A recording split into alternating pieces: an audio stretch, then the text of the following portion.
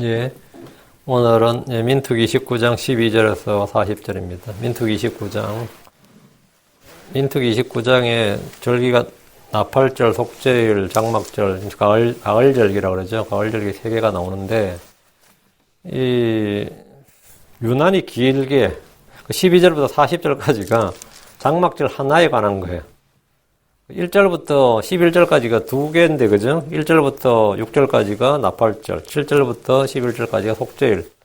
근데 12절부터 긴긴 40절까지가 사실, 장막절에 관한 말씀입니다. 왜 그런가 하면, 다른 절기와 달리 장막절은 일주일간 하는데 하루하루를 다 설명을 했어요.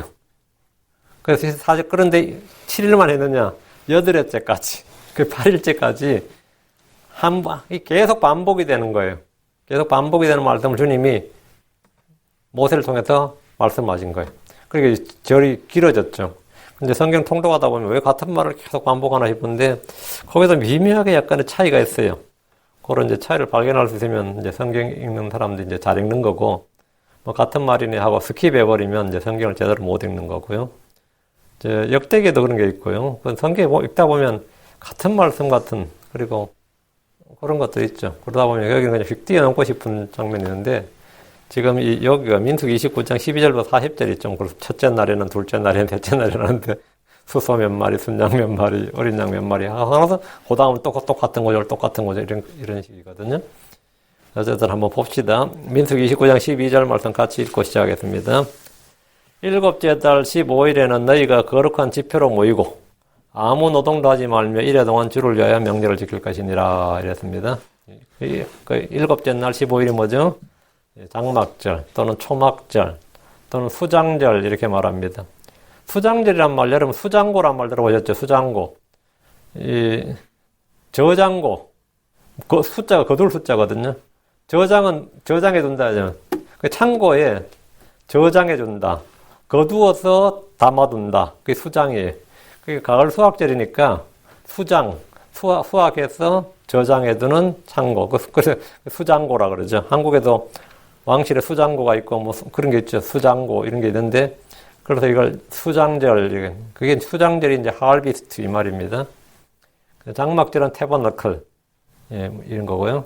오늘 장막절 드리는 헌물인데, 자, 주께서는 정한 날에 드린 헌물들에 대한 규례를 주시면서 너희는 내 헌물 곧 내 빵을 불로 예비한 헌물로 내게 향기로운 냄새로 삼아 그것들을 정한 시기에 내게 드린 일을 준수할지니라. 이렇게 주께서 28장 이전에 말씀을 선포를 하시고, 정한 시기에 내게 드린 일을 준수할지니라. 이 정한 시기가 뭐냐 하면, 매일 드리는 헌물 아침 저녁으로, 항상 드리는 헌물, 항상 번제는 상번제예요. 그렇죠. 그리고 매주 드리는 헌물, 안식일에 드리는 헌물. 그리고 매월 첫날에 드리는 월삭에 드리는 헌물.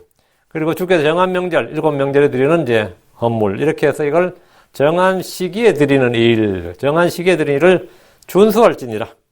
7명절 중에서 이제 마지막 명절이, 1년의 마지막 명절이 장막절이죠. 그 6월절로 시작이 되죠. 6월절이 있는 달은 이제 첫 달로 삼으니까 6월절로 시작된 명절은 우리 주 예수 그리스도의 사역을 보여주는 거대한 예언의 플랜이다. 우리 주님께서 역사 속에서 이루실 예언의 플랜이라고 했습니다. 6월절은 주 예수님께서 세상 죄를 제거한 하나님 어린 양이요, 우리의 6월절 양으로 희생물이 되신 분이심을 보여줍니다. 바로 이어지는 누룩 없는 빵을 먹는 날들은 구원받은 성도들의 삶에 관한 것입니다.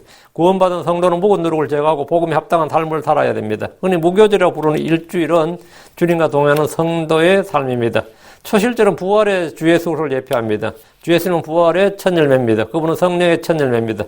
고린도전 15장 10절에 그러나 이제 그 속에서 죽은 자들로 일어나서 잡는 자들의 첫 열매가 되셨도다. 잡는 자 첫 열매. 그래서 첫 열매를 단으로 드립니다. 그 첫 열매 들이 되는 거죠. 그 구약성도 한 개 부활했고, 우리 흠정적인 첫 열매를 이제 단수로 번역했는데, 첫 열매들 first fruits 복수입니다. 요거는 이제 오역 같고요. 첫 열매 들이 되셨도다. 이러는데, 그리스도께 써 있는데 어떻게 첫 열매냐? 이렇게 해서 그냥 들자를 빼버린 거죠. 첫 열매가 맞습니다. 첫 열매 들 한 단입니다. 고린도 15장 23절 그러나 각 사람이 자기 차례대로 되리니 먼저는 첫 열매인 그리스도요, 그 다음 그리스도께서 오실 때 그분께 속한 사람들이라. 자, 첫 열매, 예수님 먼저 첫 열매입니다. 이것이 초실절의 의미가 다. 그리고 77절, 오순절입니다. 오순절은 교회가 탄생한 날이고 성령이 이 땅에 임한 날, 성도들이 임한 날입니다. 이날은 우리가 주께 다시 함께 모일 휴거의 모형이 되는 날. 그 교회는 뭐가 관련되어 있다? 6월절부터 오순절까지. 교회는 6월절부터 오순절까지가 교회예요.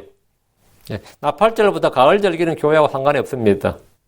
교회와 상관이 없어요. 이건 이스라엘과 관련된 절기예요. 예. 7월에는 나팔절과 속죄일 그리고 장막절이 있습니다. 나팔절은 이스라엘이 함께 모이는 날입니다. 온 세상에 흩어진 유대인들이 대환란 때 하나님의 나팔 소리, 천사의 나팔 소리 함께 모입니다. 그리고 이들이 모두 함께 모여서 뭐 한다? 예, 민족적인 회개, 그 국가적인 회개를 하는데 그게 뭐 속죄일이라고 그랬습니다. 그 다윗의 셈이 열리는 날. 그래서 모두 애곡하면서 주 예수님을 자신들이 십자가에 못 박은 주 예수님을 이제 드디어 그리스도로 하나님 아들로 고백하고 받아들입니다. 그리고 민족적 회심, 이스라엘의 민족적 회심, 국가적 통곡의 날, 애곡의 날이죠. 민족적 회심과 회개가 일어나는 날이 속죄일입니다. 속죄일이 끝나면 이제 속죄가 끝났으니까 다음에 뭐겠죠? 기쁨이 오겠죠, 당연히. 속죄일이 끝나면 기쁨의 절기라 불리는 장막절이 옵니다. 나팔절, 속죄일, 장막절은 현재까지 성취되지 않았습니다. 이것은 다가올 미래의 일이고 이스라엘과 관련된 일입니다. 예. 장막절은 다른 말로 초막절 했는데 초막을 지어서 이 1회 동안 초막을 지어서 즐기는 날이라 해서 초막절 이래 부르고 또는 수장절 이렇게 말합니다. 수장절은 곡식을 거두어 드리는 그래서 수장절 이렇게 하고요. 초막절은 이 절기의 백성들이 초막을 지었기 때문에 붙여진 이름이고 수장절의 의미는 수장고란 말에서 보듯이 수장, 그 거두어서 간직한다 이 말입니다. 수확물을 거두어서 창고에 간직하는 절기란 말입니다. 장막절은 천년왕국을 예표하는 절기입니다. 우리 주께서 이 땅에 오셔서 하늘의 왕국을 세우시고 백성들이 함께 기뻐하는 것을 예표하는 명절이 장막절입니다. 장막절 7째 달에 있는 7번째 절기듯이 천년왕국은 안식일, 안식년과 더불어 7천년째. 하루가 천년 같다 하면 1회 때가 되는 날이 7천년째. 예수님이 나흘째 오셨거든요. 그러니까 지금 이제 2000년 지났으니까 이제 지금 주님께서 오실 때 언제 오셔도 상관없는 그런 때입니다. 우리는 현재 캘린더가 이제 우리 캘린더가 율리우스를 쓰고 있는 지금 현재 그죠? 그럼 이제 로마 캐톨릭 주교가 만든 캘린더니까 캘린더 자체가 신뢰할 수 있는 캘린더 자체가 신뢰할 수 있는 그 비빌리컬 캘린더가 아닌 거죠. 우리가 쓰는 캘린더를 가지고 예언의 플랜에 맞춘다는 건데 아예 자체가 잘못된 자로 맞추는 거랑 같으니까 이 말 자체가 안 되는 거고요. 우리가 쓰는 캘린더로는. 그래서 현재 캘린더로 이제 성경 예언을 정확히 알 수는 없습니다. 그러나 분명한 것은 하나님께서 자신의 때에 맞게 일하시는 분입니다. 주께서 이 땅에 오신 날도 예언의 캘린더에 맞게 오셨고 충만한 때가 이름에 여자에게서 태어나게 하셨고 이랬죠. 충만한 때가 이름에 fully time. 그게 충만한 때가 이르러 주님께서 탄생한 날도 충만한 때가 이르러 정확히 그 날에 오셨고 죽으신 날도 정확히 그 날에 그 시각까지 정확하게 어린 양이 숨을 거두는 그 시각에 예수님이 숨을 거두셨어요. 그 때에 맞게 그 죽으신 날이나 부활하신 날이나 부활하신 날 당연히 초실절이죠. 성례 오신 날 오순절이죠. 모두 정확하게 절기에 있는 역사 속에서 성취되었습니다. 그 앞에가 이렇게 다 절기에 맞춰서 성취되었으면 우리가 생각할 수 있는 게 뭐죠? 뒤에 것도 뭐죠? 똑같이 절기에 맞게 역사 속에서 이 예언에 성취되었구나. 이거는 이제 알 수 있는 거죠. 그 나팔절, 속죄일, 장막절도 정확하게 역사 속에서 이 주님이 정하신 날짜에 이 날짜에 성취될 것이구나. 이렇게 알면 우리 내년 오순절쯤에 휴가 될 수 있겠구나 이렇게 생각할 수 있죠. 지금 이제 속죄일이 다 돼가니까 이제 속죄일에 우리가 휴가될 일은 없단 말이지. 실제로 장막절 휴가될 것도 아니고. 그럼 내년 장막절, 내년 참 오순절에 기대하세요. 기대하고 그때까지 여기서 설교하고 있으면 안 되는데 그때 올라가야 되는데 그죠? 근데 그때 진짜 올라가야 되는데. 네. 하여튼 이 역사 속에 있다 이건 틀림없어요. 우리가 아무리 이제 그날과 그 시간 알지 못한다 하더라도 이 믿는 자들은 최소한 그걸 알아요. 그게 언제다는 거죠. 그 횟수를 몰라 그렇지. 교회의 절기는 다 봄과 연관되어 있고 이스라엘의 미래는 가을의 절기와 연관되어 있습니다. 이 사실은 전혀 어려운 진리가 아닙니다. 요즘 갑자기 킹제임스 성경 쪽 이쪽 교회에서 휴거 어쩌고 하는데 제가 볼 때 이 절기와 연관시켜서 전혀 몰라요. 언제인지도 모르고 그냥 막 영화 한 편 보고 설교하는 목사도 있고요. Left Behind 영화 한 편 보고 3번 설교를 하더라고요. 어떤 목사가. 영화 한 편 보고 3번, 교회 성도들은 다 영화 보여주고, 참 별 미친 참 일이 많아요. 근데, 난 몰랐지. 어떤 분이 그 문의를 해와서, 그래, 한번 내가 또 설교를 이걸 한번 해야 되냐. 많이 했는데 싶어서. 이제 전혀 이게 감이 없는 거지. 이 시대가 혼탁한 시대입니다. 이제 이 교회부터가 혼탁하고, 이 목사들부터 정신을 못 차리니까, 그 미국 헐리우드에서 만든 영화 한 편 보고 그래, 휴거 설교하고 있으니 참, 남아 있는 자들은 어떻게 될 것인가 뭐 그러죠? 아무 문제 없습니다. 여러분, 오늘 크리스천들이 휴거되면 이 세상 혼돈에 녹아야 되고, 막 남은 사람들은 막 멘붕 이럴 것 같죠? 전혀 그렇지 않습니다. 그건 성경을 전혀 모르는 사람이에요. 아무 문제 없습니다. 왜? 올라간 사람이 얼마 안 돼요. 올라간 사람이 얼마 안 되고, 이 세상은 전혀 타격을 받지 않습니다. 전혀. 뭐 나중에 이야기하고 12절입니다. 하여튼 교회의 절기는 뭐다? 봄절기가 연관되어 있다. 6월절부터 6월절 누룩 없는 빵을 먹는 절기 이제 무교절, 다음에 이제 초실절 예수님의 부활, 성례 첫 열매는 우리, 다음에 오순절 성례 오시고 교회가 휴거되는 날까지 이제 교회 절기는 이제 봄의 절기, 그리고 이스라엘은 뭐다? 가을 절기. 이렇게 연관되어 있다는 걸 이제 기억해놓고, 이제 12절, 오늘 보면 그게 아니니까요. 자, 장막절입니다. 12절. 일곱째 달 15일에는 너희가 거룩한 지표로 모이고 아무 노동도 하지 말며 이래 동안 주를 위하여 명제를 지킬 것이니라. 일곱째 달 15일은 장막절입니다. 이날은 거룩한 지표로 모이고 아무 노동도 하지 말라고 하십니다. 이 말은 아무 노동도 하지 말라 이 말은 뭐죠? 안식일이다 말이죠. 그러니까 안식을 지키라 했는데 이 사람들이 안식일을 어떻게 지키나 이래 생각할지 몰라도 진짜 하나님 주시는 안식이란 혼의 안식을 먼저 얻고 혼의 안식을 얻고 다음에 안식일을 지키라 이 말은 이거는 정말 복음 중에 복음이에요. 저 땀을 흘려야 네가 땅을 갈아야 이마에 땀이 나야 땅에 소산을 먹으라 해서 안식이 없잖아요. 그런 사람에게 아무 노동도 하지 말라는 거죠. 에덴 동산보다 나은 거라고. 이게 천연왕국이에요. 그 아무 노동도 하지 말라고 주님께서 이렇게 강조하신 건 뭐냐면 이거는 주님께서 이룰 이 하늘의 왕국에서 이거 보여주는 모형이라고. 주님께서 안식을 지키는 이 명절 안식일을 이제 큰 날 하이데이라고 그랬죠. 주께서 이래 동안 주를 위하여 명절을 지킬 것이니라 하셨습니다. 장막절은 주를 위해서 지키는 날입니다. 주를 위해서. 장막절은 첫째 날부터 이래 동안 드리고 나서 여덟째 날에도 이 거룩한 지표로 모였습니다. 이 날들 동안 이스라엘은 불로 예비한 헌물을 주께 드려야 됩니다. 첫째 날에는 좋은 나무가지와 종려나무가지와 무성한 나무가지와 시내의 버들을 취해서 초막을 짓고 하나님 앞에서 이래 동안 기뻐해야 됩니다. 기뻐하라 이 명령이 주어진 절기가 장막절이에요. 속죄일은 뭐죠? 너희 혼을 괴롭히고 이랬죠. 속죄일에는 너희 혼을 괴롭히고가 속죄일이고 장막절은 이제 속죄가 끝났으니까 속죄를 받았으니까 주 예수님을 영접했으니까 뭐죠? 기뻐하라. 기뻐하라는 명령이 주어졌는데 속죄일에는 혼을 괴롭겠지만 장막절은 명절 내내 주 앞에서 기뻐해야 됩니다. 성도들은 기뻐하라 항상 기뻐하라는 주의 명령을 받았습니다. 우리는 우리의 이름이 하늘에 기록된 것으로 인해 기뻐합니다. 우리는 잃어버린 것들을 찾았기에 기뻐합니다. 사도 바울은 자신의 모든 수고가 그리스도의 날에 헛되지 않는 줄을 알기에 기뻐했습니다.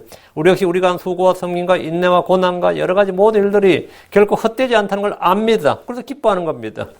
고린도전서 15장 58절에 그러므로 내 사랑 형제들아 너희는 굳게 서서 흔들리지 말고 항상 주의 일을 넘치게 하라. 너희 수고가 주 안에 헛되지 않는 줄을 너희가 아느니라. 사도 바울 옥중에서 자신이 죽게 된다 해도 자신이 한 모든 일이 주 앞에서 상급이 될 줄 알았고 주 앞에서 그 영광이 될 줄 알았기 때문에 그는 슬퍼하지 않고 오늘 내가 재물이 되어서 드려진다 할지라도 말이에요. 응? 기뻐해야 된다고요. 그 빌립보서 2장 18절에 바로 이런 까닭에 너희도 기뻐하고 나와 함께 기뻐하라. 내가 한 수고가 결코 헛되지 않고 주님 앞에 전부 다 카운트가 되고 그게 보상이 되고 영광이 되고 간이 주어진다는 거 아니까 내가 지금 죽는다 할지라도 너희는 뭐라고? 나와 함께 너희도 기뻐하고 나와 함께 기뻐하라. 바울로 오늘 목절에 죽었어요. 성도 교회가 와 드디어 갔구나. 그러면서 드디어 하나님께서 이제 안식을 누리고 상급을 얻겠구나 이러면서 기뻐하라 이 말이에요. 막 슬퍼하고 이제 바울 죽었으니 이건 교회 망했다. 바울 없는 교회를 상상할 수가 없다. 아무도 이러지 않는다 이거죠. 바울 없는 교회를 상상할 수 있느냐 막 그러지 않는다고요. 막 기뻐하라고. 바울 죽었다 그러면은 너희들은 막 슬퍼하지 말고 기뻐하라는 거예요. 바로 이런 까닭에 너희도 기뻐하고 나와 함께 기뻐하라. 그게 빌립보서 2장 18절. 이런 까닭에란 말은 내가 죽었기 때문에 기뻐하는 게 아니라 내가 죽는다 할지라도 죽게 받게 될, 주 앞에서 받게 될 보상과 관과 상속, 영광의 성을 잘 보여주는 겁니다. 성경은 성도들에게 빌립보 4장 14절에 끝으로 나의 형제들아 빌립보 3장 1절 끝으로 나의 형제들아 주를 기뻐하라. 그러니까 빌립보 4장 4절에 항상 주를 기뻐하라. 내가 다시 말하니 기뻐하라. 데살로니가서 5장 16절에 항상 기뻐하라. 그 기뻐하라. 이 기쁨의 절기가 장막절이라는 거예요. 우리는 주께서 나타나실 때 넘치는 기쁨으로 즐거워하게 하려 합니다. 즐거워하게 될 겁니다. 구약에서 기쁨의 절기가 장막절입니다. 크리스천들로서 우리는 항상 기뻐하는데 이는 주께서 우리의 장막, 거처가 되셨기 때문입니다. 주님이 우리의 거처, 너희는 그래서 내 안에 거하라. 주님이 우리의 거처가 되셨고 우리 몸은 그분의 거처가 되었습니다. 나는 너희 안에 거하리라. 우리는 주의 장막 성전이 된 겁니다. 우리 성령이 전이 된 겁니다. 13절 너희는 번제와 물고 불로 예배하여 주께 향기로 냄새를 내는 희생물을 드리되 어린 소소 13마리 언더라인 첫날은 어린 소소 13마리에 순양 2마리와 1년 된 어린 양 14마리를 너희를 위하여 흠없는 것으로 취할 것이며 허물 이거는 너희를 위하여 취하라 했죠.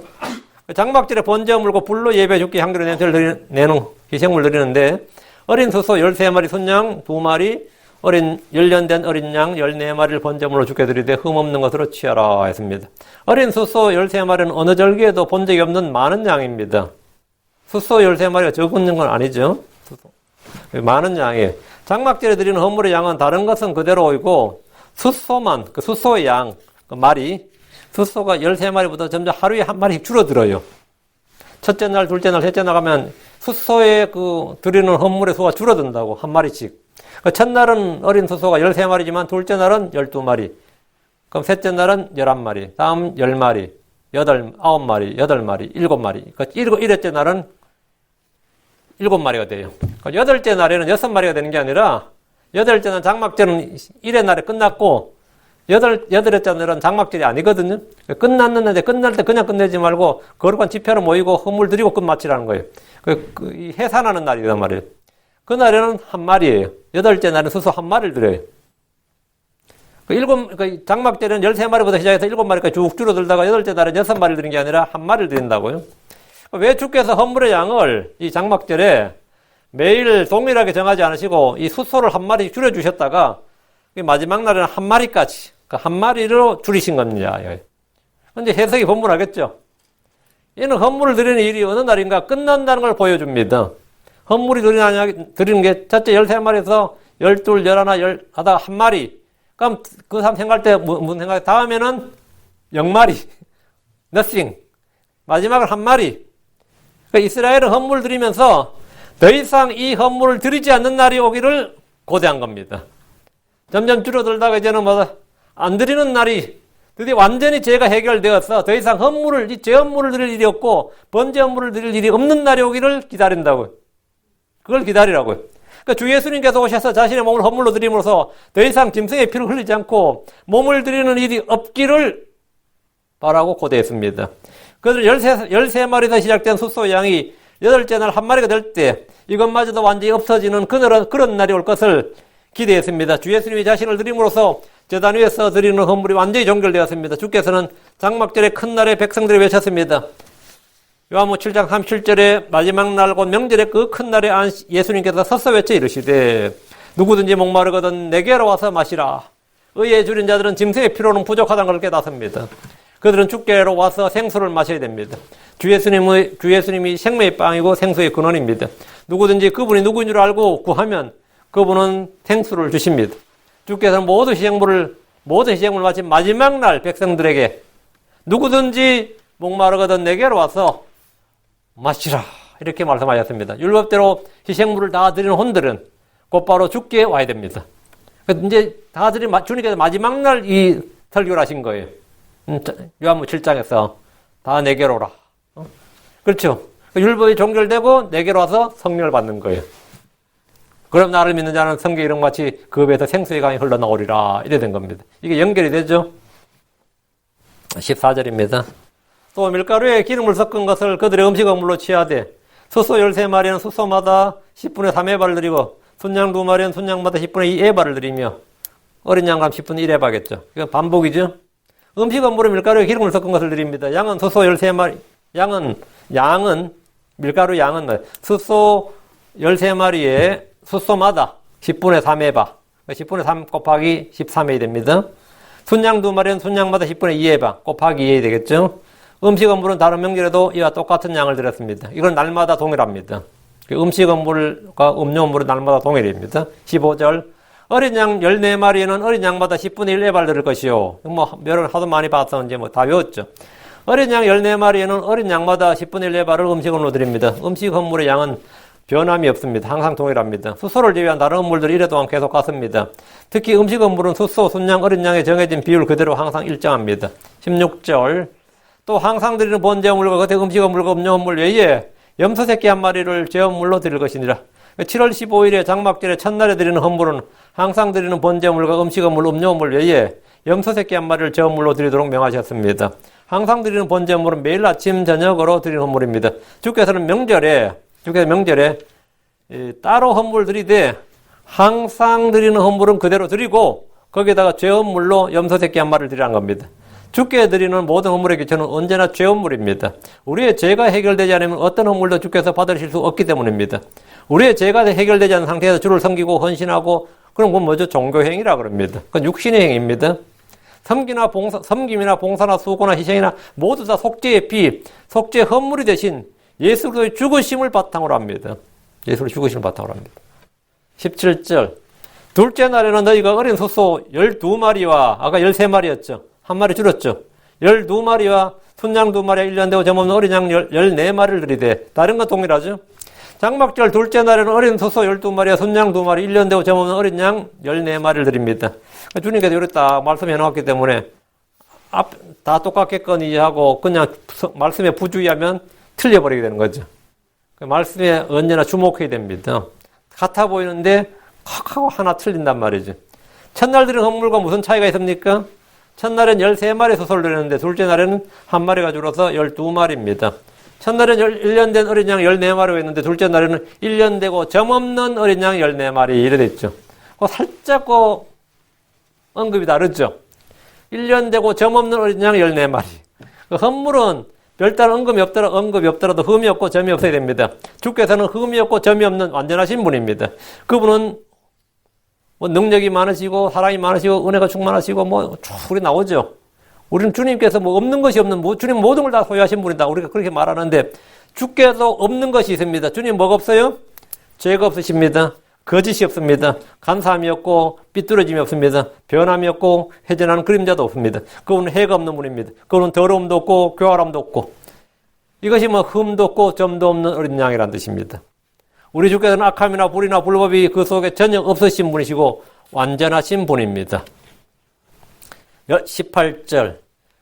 그 숫소들과 순양들 어린 양들을 위한 그것들의 음식 헌물과 음료 헌물은 그것들의 수에 따라 관례대로 할 것이며 그 제단에 드려진 숫소들, 순양들, 어린 양들을 위한 음식 헌물과 음료 헌물은 따로 언급하지 않았는데 이는 앞에서 반복해서 말씀하셨기 때문입니다. 그들의 수에 따라 관례대로 할 것이며 이죠. 관례대로. 숫소는 10분의 3. 맞죠? 순양은 10분의 2, 어린 양은 10분의 1 이렇게. 이게 관례대로예요. 관례대로 이 말은 습관대로 이 말이 아니에요. 첫날 정해준 대로 주께서 이미 율법을 명한 대로 이게 관례대로입니다. 관례대로란 뜻이. 둘째 날에는 숫소 한 마리가 줄어서 12마리고 그 외에는 동일하면 날마다 드리는 헌물까지 포함하면 이 짐승이 대체 몇 마리 들어졌냐면 31마리 짐승이 들어졌습니다. 31마리. 19절. 또 항상 드리는 번제 헌물과 겉의 음식 헌물과 겉들의 음료 헌물 외에 염소 새끼 한 마리를 제헌물로 드릴 것이니라. 둘째 날부터 일곱째 날까지 같은 말씀의 반복이에요. 지금 이 말씀이. 그럼에도 주님은 모세를 통해서 같은 말씀을 반복해서 선포하게 하셨고 모두 다 절절히 기록하셨습니다. 우리는 성경의 어떤 부분은 같은 사건, 같은 말의 반복임에도 뛰어넘지 않고 읽고 또 공부해야 됩니다. 주께서는 항상 드린 번제 헌물, 음식 헌물, 음료 헌물 외에 염소 새끼 한 마리를 제헌물로 드리라고 하셨습니다. 제헌물은 장막절 내내 드려졌습니다. 우리를 위해 죽임을 당하신 어린 양은 저 하늘에서 그 모습 그대로입니다. 하늘의 왕자와 내 짐승이 한가운데 장로들 한가운데 계신 주님은 전에 죽임을 당한 것 같은 어린 양 이렇게 전에 죽임을 당한 것 같은 어린 양 저 하늘에서 그들은 큰 음성으로 죽임을 당하신 어린 양께 권능과 부와 지혜와 힘과 존귀와 영광과 찬송을 받게 합당하시도다. 죽임을 당하신 어린 양께서. 저 하늘에서도 예수님은 저 하늘은 죽음이 없다고 그러죠. 슬픔도 없고 저 하늘은 사망도 없고 슬픔도 없는데 뭐예요? 죽임이란 말이 데스란 말이 하늘에서는 있을 수가 없잖아요. 근데 데스란 말이 하늘에서 쓰이는 게 예수님한테 쓰여요. 전에 죽임을 당하던 어린 양. 죽임을 당하신 어린 양께서 이렇게. 예. 죽임을 당한 어린 양은 창세기부터 계시록까지 성경의 주인공입니다. 그분은 우리를 위해서 영원한 제물이 되셨습니다. 20절. 셋째 날엔 숫소 11마리와 순양 2마리와 1년 되고 흠없는 어린 양 14마리를 드리되 장막절의 셋째 날엔 숫소를 다시 1마리 더 줄여서 11마리로 드리고 순양 2마리와 1년 되고 흠없는 어린 양 14마리를 드립니다. 셋째 날은 그냥 어린 양 14마리로 했는데 둘째 날에는 점없는 어린 양, 셋째 날에는 흠없는 어린 양 이랍니다. 주께서 같은 제물을 말씀하시면서도 언급해서 약간씩 차이가 있습니다. 숫소가 13에서 12, 11마리 줄어들고 있습니다. 한 해의 마지막인 장막절에 주님은 왜 숫소 양을 매일 한 마리씩 줄여서 드리도록 하는 겁니까? 성경은 이에 대해서 명확한 이유를 설명하지 않습니다. 다만 우리는 완전한 헌물이 드려지는 날까지 율법에 따라 드리는 것들이 점점 적어지고 마침내 없어진다는 걸 알 수 있습니다. 21절. 그 숫소들과 순양들과 어린 양들을 위한 그것들의 음식 어물과 음료 어물은 그것들의 수에 따라 관례대로 할 것이며 숫소의 양을 제외하면 모든 헌물은 다 동일합니다. 주께서 그것들의 수에 따라 관례대로 할 것이며 라고 하셨는데 음식 어물과 음료 어물은 변함이 없기 때문입니다. 여기서 우리는 율법에 따라 변하는 것이 있고 변치 않는 것이 있다는 사실에 주목해야 됩니다. 지금 숫소의 양은 변했습니다. 그런데 음식 어물, 음료 어물은 변하지 않습니다. 변하는 것이 있고 변치 않는 것이 있다고요. 이는 율법이 절대 불변이란 유대인들의 의식을 율법 자체 내에서 변하는 것이 있음을 보여주는 예입니다. 율법이 변할 수 있다? 율법주의자들이나 바리새인들에게는 말도 안 되는 그건 있을 수가 없는 거죠. 절대 불변이지. 우리가 하나님의 말씀은 변할 수 있다 그러면 그건 말도 안 되는 소리. 1.1획도 변할 수 없다 그러지. 그러잖아요? 그런데 히브리서 7장 12절에 제사장 체계가 변화했은즉 율법도 변하는 것이 마땅하니라. 율법도 뭐가 한다고요? 변하는 것이 마땅하니라. 이거 끔찍한, 깜짝 놀랄 말이죠. 제사장 체계가 변했다고요. 레위 제사장 체계에서 영적 제사장 체계로, 아론의 체계에서 뭐라고 멜기세덱 제사장 체계로, 레위 제사장 체계에서 영적 제사장 체계로 변했단 말이죠. 제사장 체계가 변했다고요. 주님께서 분명히 영원히 대대로 이랬거든요. 아론의 제사장 체계가 영원히 대대로인데 제사장 체계가 변했다고. 율법도 변하는 것이 마땅하니라. 우리 주께서는 율법의 성취를 통해서 율법의 끝마침이 되셨습니다. 율법의 끝마침이 되셨어요.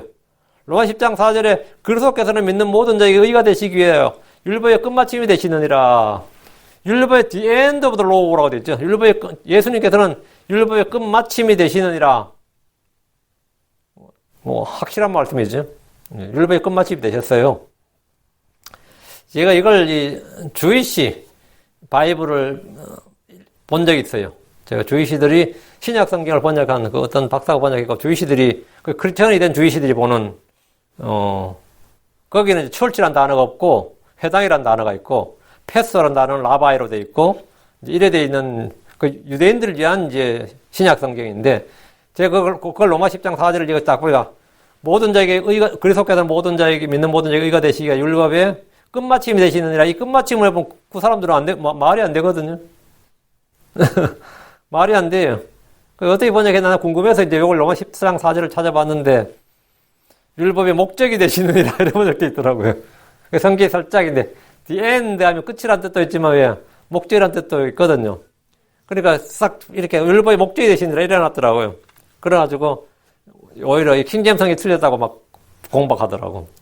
진짜 황당한 케이스인데 이게 성경이라는 게 참 희한하죠.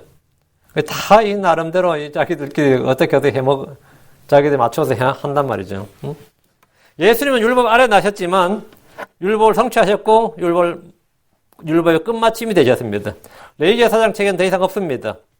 레위 제사장 체계 아래 있었던 율법도 변합니다. 당연히 변합니다. 하나님은 레위 제사장 체계를 영적 제사장 체계로 바꾸셨습니다.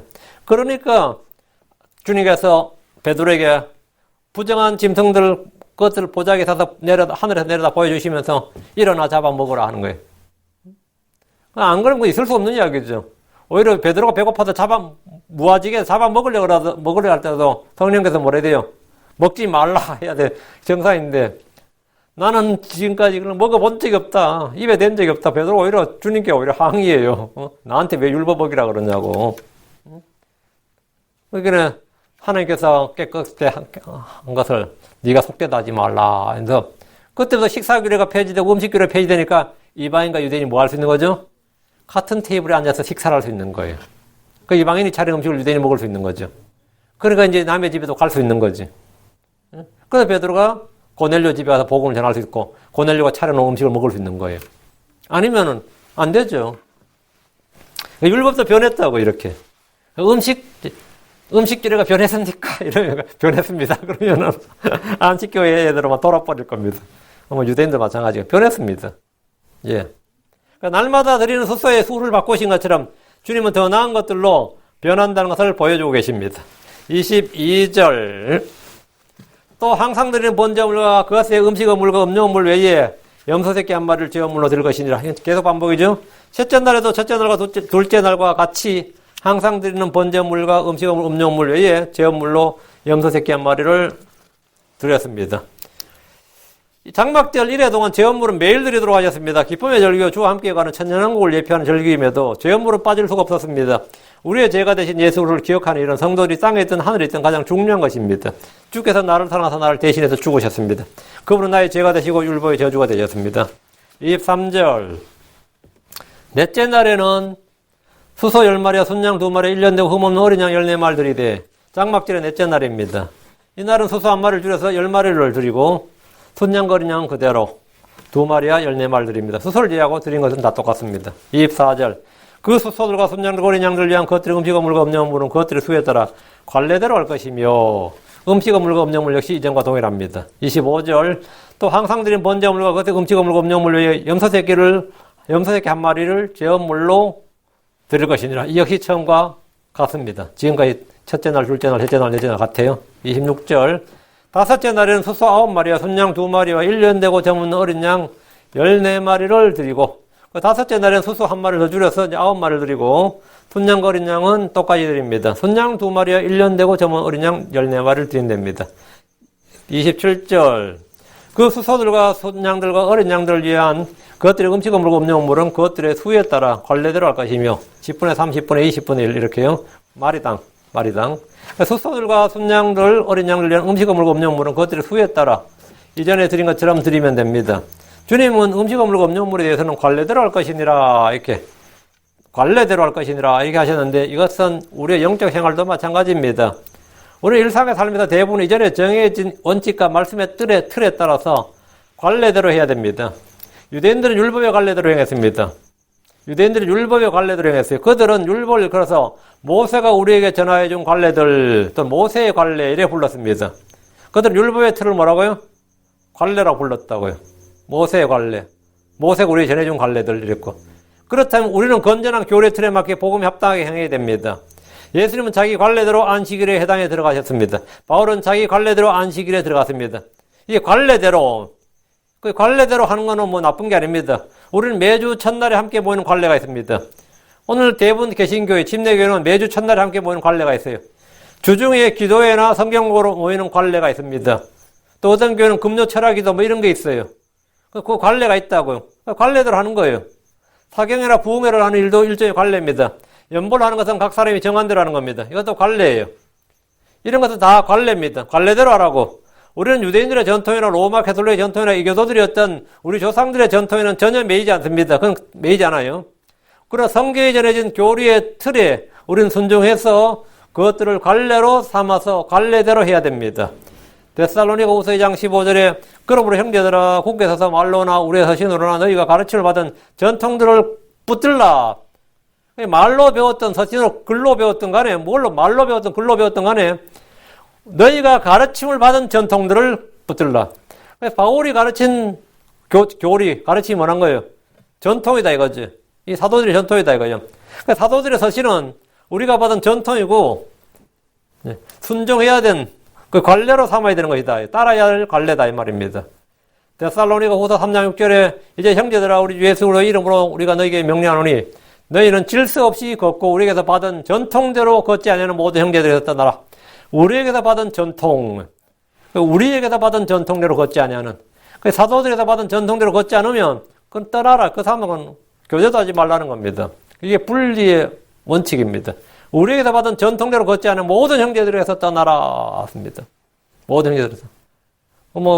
오늘날 교회에서 나름 개혁을 외친다면서 이 관례를 깨려고 하는 거죠. 관례대로 할 것이니라 했는데 이 사도들이 전해준 전통이나 관례를 깨는 게 개혁이 아닙니다. 그건 타락입니다. 그건 타락이지 개혁이 아니에요. 가끔 가도 타락을 개혁으로 포장해서 하는 사람들이 많이 있습니다. 그건 개혁이 아니에요. 찬송가에 랩을 입힌다. 어떻게 생각하세요? 오, 예스, 예, 하고 그런 게 있잖아요. 요즘 많이 하거든요? 그러면 드럼 치고 말이죠. 불도 막 여기 사이킥 해놓고 불 껐다 켰다 하면서 나이트는 못 가니까 교회가 나이트장이 되는 거야. 나이트는 못 가니까. 그러고 뭐라 그래? 그냥 그러면 창피하잖아, 자기들도. 그런 짓 한다는 게 안 창피해? 창피하니까, 프라이데이 나이트, 클럽, 이렇게는 못할 거 아니야, 설마. 아무리 목사가 미쳤다 그래도. 그러니까 이름을 좋게 붙이는 거예요. 찬양과 경배, 이렇게. 찬양과 경배. 아유, 참. 예전에 우리 대학생 때도 많이 했습니다. 목요일 밤마다 발광하는데. 대학생들 함께 모여서 발광하는 모임이 있었어요. 28절입니다. 찬양과 경배라 그러세요, 그걸. 28절. 또 항상 드리는 번제물과 그것의 음식업물과 음료 헌물 외에 염소새끼 한 마리를 죄업물로 드릴 것이니라. 넷째 날에도 염소새끼 한 마리를 죄업물로 드려야 됩니다. 장막절 기간 동안 죄업물로 날마다 드리는 헌물이었습니다. 29절. 여섯째 날에는 숫소 8마리야. 순양 2마리, 1년 되고 흠없는 어린 양 14마리 드리되, 여섯째 날에는 숫소 8마리. 많이 줄었죠? 13마리에서 이제 8마리까지. 나머지는 같습니다. 30절. 그 숫소들과 순양들과 어린 양들을 위한 그것들의 음식업물과 음료물은 그것들의 수에 따라 관례대로 가시며, 그 음식업물과 음료물은 그것들의 수에 따라 관례대로 하는 것은 정해진 법에 따라, 관례대로 이 말은 뭐냐? 말씀에 따라서, 정해진 법에 따라서 이런 뜻이에요. 관례란 말은 그냥 관습이나 전통하는 의미가 아닙니다. 이미 정해진 규례를 따라서 행하는 것이 관례입니다. 우리가 전례를 따른다 할 때 전례가 뭐죠? 전에 세워진 성경적 전통과 교리를 따라서 행한다. 이 의미지, 예전부터 사람들이 세워놓은 그 인습을 따라서 한다. 이 말이 아닙니다. 그 관례대로 행할 것이니라. 하나님께서 명령하신 대로, 말씀하신 대로 행할지니라. 이 말이. 31절. 또 항상 드리는 번제물과 그것의 음식물과 음료물 외에 염소새끼 한 마리를 제물로 드릴 것이니라. 제물은 항상 드린 번제물과 음식물, 음료물 외에 드린 것으로 염소새끼 한 마리를 드렸습니다. 32절입니다. 일곱째 날엔 숫소 7마리와 순양 2마리와 1년 되고 흠없는 어린 양 14마리를 드리되, 드디어 장막절 마지막 날입니다. 그렇죠? 마지막 날이에요.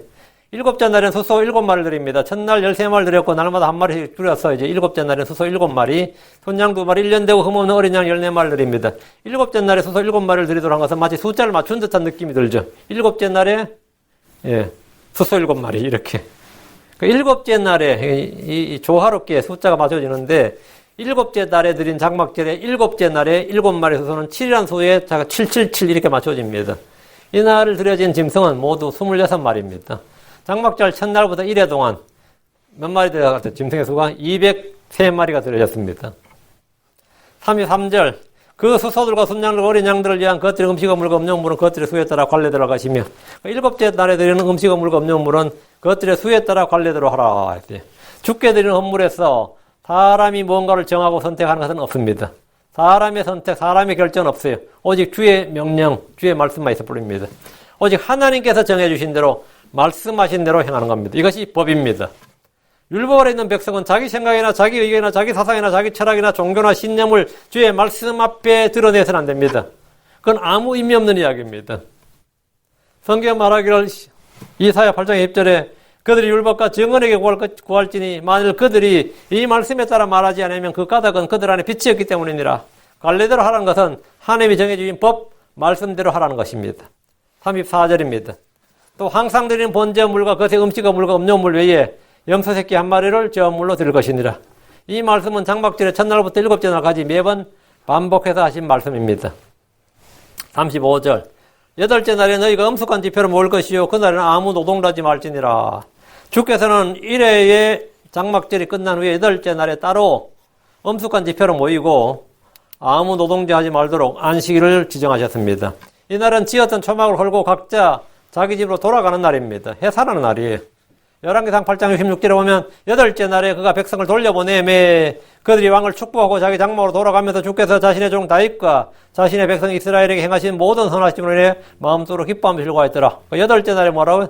돌아가며 자기 장막으로 돌아가면서 했죠. 여덟째는 돌아가는 날이에요. 근데 이날 집회로 모이라고요. 그리고 안식일로 삼으라.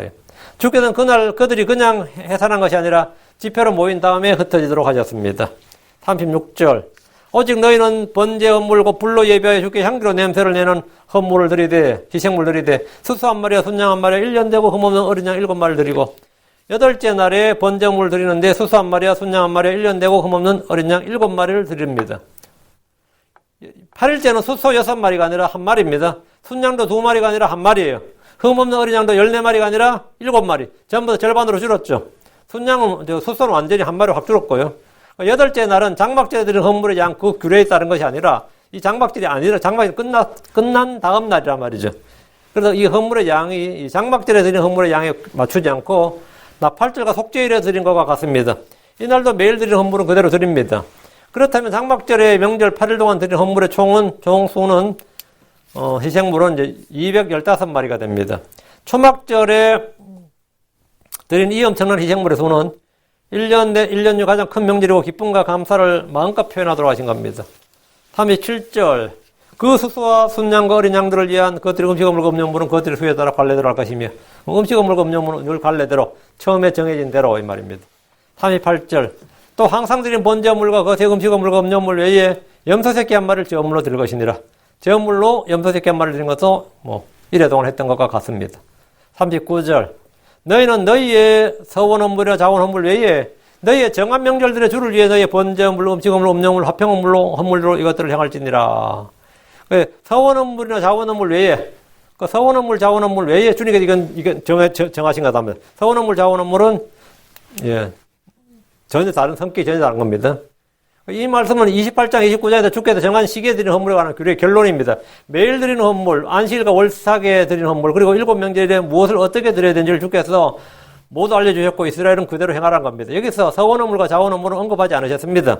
28장 29절 서원 헌물, 자원 헌물은 정한 명절에 드리는 헌물이 아니에요. 서원 헌물은 하나님 앞에서 맹세함으로 드리는 헌물입니다. 하나님 앞에서 자신이 약속해서 드리는 헌물이고 또 자원 헌물은 주께 자원하면서 드리는 기쁨의 희생물입니다. 그 28장, 29장은 서원 헌물, 자원 헌물이 아니라 주께서 정한 시기에 드리라는 거죠. 그 28장과 29장의 규례는 한 개인이 주께서 자신이 하나님 앞에 서원했거나 아니면 자원해서 감사를 드린 게 아니고 이 민족적으로 이스라엘이 국가적 민족적으로 주 앞에 드려야 되는 겁니다. 이것은 이스라엘의 민족의 주요 행사예요. 국가의 주요 국정 행사입니다.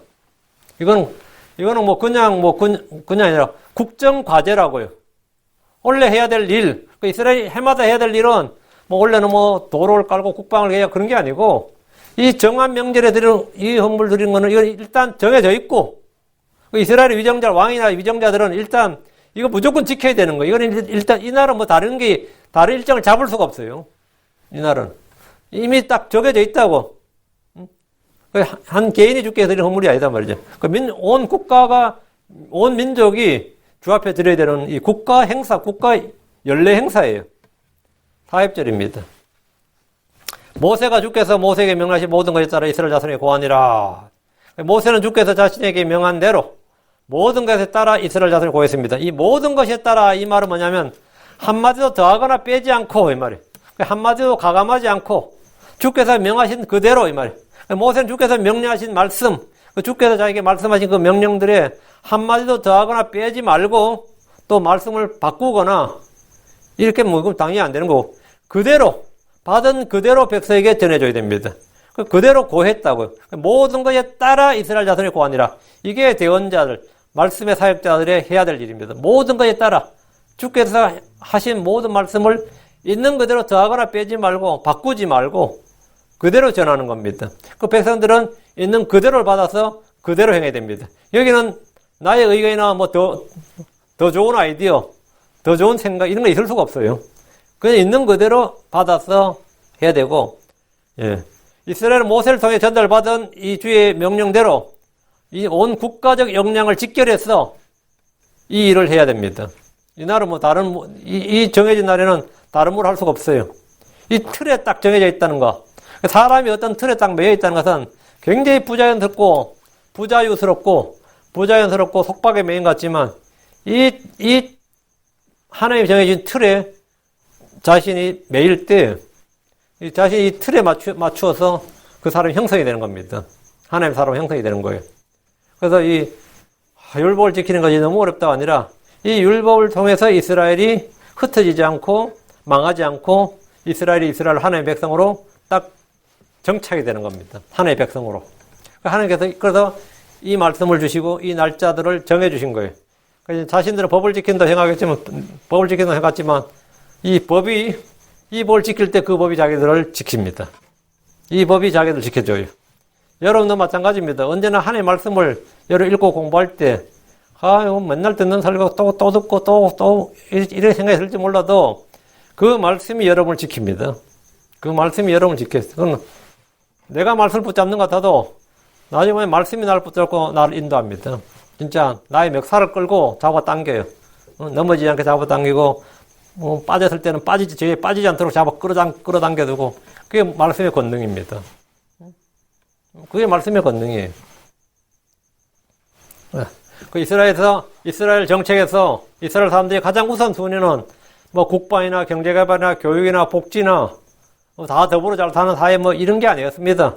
그들은 주의 명령에 따라 주께 헌물을 드리는 일에 가장 우선순위를 두고 이 일을 준수한 일에 집중을 해야 되었습니다. 여러분 일주일에 이 정해진 날의 관례에 따라서 교회에 온다. 이게 엄청나게 여러분의 시간을 빼앗고 진짜 삶의 틀을 깨는 것 같지만 이게 사실 여러분 삶의 틀을 딱 고정시켜 주는 겁니다. 여러분의 삶을 흐트러뜨리지 않고 여러분의 삶을 지금 지탱시켜 주는 거예요. 실제로. 일요일날 뭐 한다고 해도 난 그날 교회 가는 날이라서 안 되는데 그래서 깨지지 않는 거예요. 뭐 수요일 저녁에 나 그날은 이 교회 가는 날이라서 안 되는데 약속을 잡아도 안 되는데 하고 안 되는 이유가 딱 정해져 있는 사람들이야. 그날 왜 안 되는데 하면 나 그날 교회 가는 날이라니까. 이게 딱 정해져 있다고. 근데 대부분 크리스천들은 뭐 교회 가는 날이긴 하지만 이렇게 자연스럽게 그냥 뭐 이렇게 타협을 해버리거나 오히려 이걸 깨뜨려버려요. 그리고 목사님 오랜만입니다 이러고 있어. 오랜만입니다는 게 원래 목사님 오랜만입니다 하는 것은요. 이 같은 교회 성도들끼리 인사말이 돼서는 안 됩니다. 오랜만이 돼서는 안 돼요. 특별히 아파서 못 왔거나 뭐 그런 거 아닌다면은 항상 이 틀에 맞춰서 이 관례대로 행할 수 있도록 여러분이 기도해야 됩니다. 이 관례대로. 저도 이 목회하기 전에 하나님께 기도한 게 내가 죽기 전까지, 그러니까 주님 오시기 전까지, 어쨌든 간에 죽기 전이나 주님 오시기 전까지는 내가 한 번도 주일에 빠지지 않도록 그걸 기도했어요. 한 번도 빠지지 않도록. 어떤 일이 있어도 빠지지 않도록.